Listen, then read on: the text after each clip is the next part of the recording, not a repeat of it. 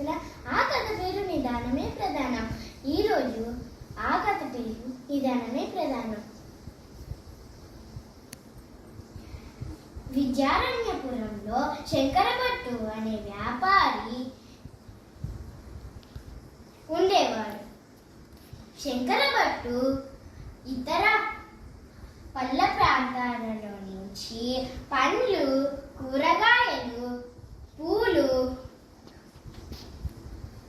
తీసుకుని వచ్చేవాడు.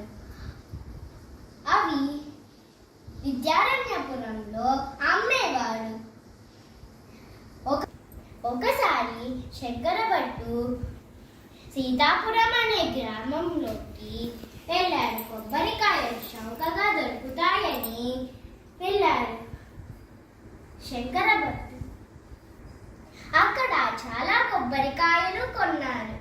ఆ కొబ్బరికాయలు కొని తన ఎడ్ల బండి పైన వేసుకొని వచ్చి తర్వాత ఆ శంకరభట్టు ఎడ్లపైకి ఎక్కి వెళ్తున్నాడు. సీతాపురం కొత్తగా అనిపించి శంకరభట్టు దారి మర్చిపోయాడు. శంకరభట్టు అక్కడ ఒక అబ్బాయిని కలిసి, గొర్రెలు కాసే అబ్బాయిని కలిసి ఆ శంకరభట్టు అడిగాడు, సీత, విద్యారణ్యపురానికి వెళ్ళే దారి ఇదేనా అని అడిగాడు. అవును అని ఆ అబ్బాయి చెప్పాడు.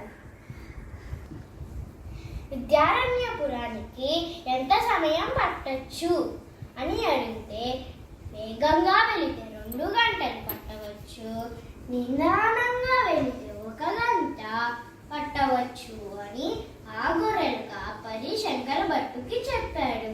వెర్రివాడా అని ఆ శంకరభట్టు గొర్రెల కాపరిని తిట్టి అరిచి వెళ్ళిపోయాడు.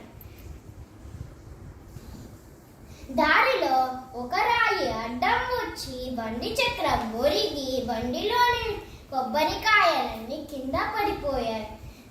శంకరభట్టు ఆ బండి చక్రం బాగా చేసి కొబ్బరికాయలు బండిలో ఎత్తుకొని వేగంగా వెళితే 2 గంటలు పట్టాయి. శంకరభట్టు ఈ పాఠం ద్వారా నిదానమే ప్రధానమని తెలుసు.